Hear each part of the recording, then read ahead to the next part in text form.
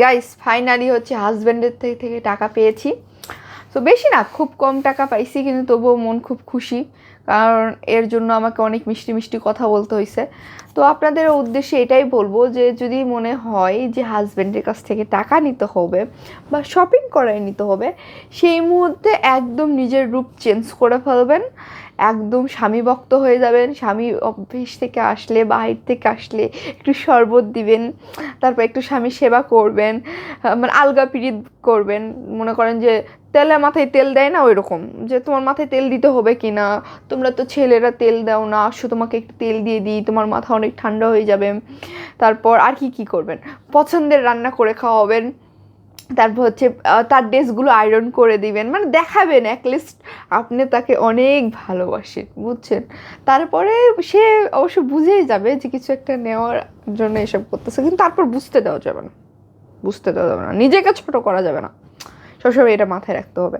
আমরা সুন্দর সুন্দর ব্যবহার করব, ভালো করে পটাবো, পটিয়ে টটিয়ে তারপর টাকা পয়সা নেব, তারপর শেষ। তারপর যে কয়দিন ওই টাকা দিয়ে চলা যাবে সে কয়দিন তো চললাম, যখন দেখবেন যে টাকা শেষের পথে আসতেছে আবারও সে আগের পর্যায়ে চলে যাবেন, বুঝছেন। কিন্তু বুঝতে দেওয়া যাবে না, এটা মাথায় থাকতে হবে। কারণ আমি কখনোই তাকে বুঝতে দিই না। আমি কয়েকদিন একটু খুব সুন্দর সুন্দর রান্না করছি, একটু শরবত টরবত দিছি, হাই রে হাই, বুকারাম তো গইলেই শেষ।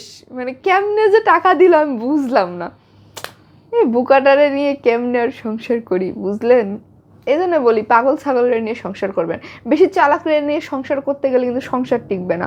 আমি একটা পাগল ছাগলরা দেখে বিয়ে করছি, যারা আমি মানে বোকা বুঝ দিলে বোকা বুঝে যাই, তাই কি না বলো।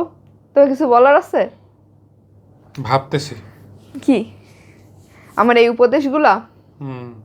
ও আর হ্যাঁ, হাজব্যান্ডের জন্য ছোট ছোট গিফটগুলো নিয়ে আসবেন। এই মনে করেন যে যেগুলো পছন্দ করে, বেশি দামি গিফট দেওয়ার দরকার নেই, এমনি কম টাকা দেয় আবার এর মধ্যে আবার দামি গিফট আশা করে কিভাবে, বুঝছেন। যার সম্পর্কে বলতো সে তোমার সামনে, এটা কি তুমি বুঝতেছো? হ্যাঁ, তোমাকে নিয়ে না রে পাগল, আমি এগুলা বলতেছি আমি অন্যান্য আপুদের উদ্দেশ্যে বলতেছি, আমি কি আমার নিজেকে নিয়ে বলছি? তুমি কি শুনছো আমি নিজেকে নিয়ে বলছি? এজন্য বলি যে তুমি বোকা পাগল কোথাকার। আমি তোমাকে নিয়ে কিছু বলছি? আমি বলতেছি অন্যান্য আপুরা কি কি করবে, বলতেছে স্বামী সেবা করতে হবে, আমাদের ধর্মে আছে বাবা মার পরে স্বামী সেবা করা উচিত, তারপর হচ্ছে স্বামীকে ভালোবাসা উচিত, স্বামীর যত্নার্থী করা উচিত, অফিস থেকে আসলে তার সাথে মিষ্টি সুরে কথা বলা উচিত, ফার্স্টে সালাম দেওয়া উচিত, ফোন দিলে সালাম দিয়ে কথা বলা উচিত, বেরোনোর সময় একটা সালাম দেওয়া উচিত, একটা মিষ্টি হাসি দেওয়া উচিত, স্বামীর জন্য সবসময় সেজে গুজে থাকা উচিত।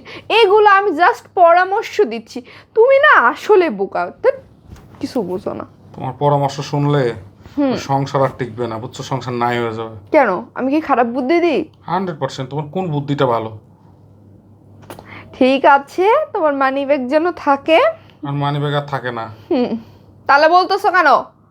ভালো ব্যবহার করতেছি, ভালো লাগতেছে না? আমার মানি ব্যাগ সবসময় খালিই থাকে, কারণ বাসায় এসে ভর্তি করে ও রাখি। হ্যাঁ, আর একটা ভালো ভালো কথা মনে পড়ছে। আরে গাইস, এত কথা মাথার মধ্যে থাকে কেমনি কত কথা বাদ দিয়ে কত কথা বলবো। আচ্ছা যাই হোক, এই যে মানি ব্যাগে দেখবেন যেগুলো হচ্ছে 200 টাকার নোট বা 100 টাকার নোট বা 50 টাকার নোট, এগুলোর থেকে টাকা নেবেন। কখনো একবারেই 500 1000 টাকার নোট নেবেন না। দেখবেন যদি অতিরিক্ত থাকে সেই ক্ষেত্রে 500 1000 টাকা নেবেন, বুঝতে পারবে না।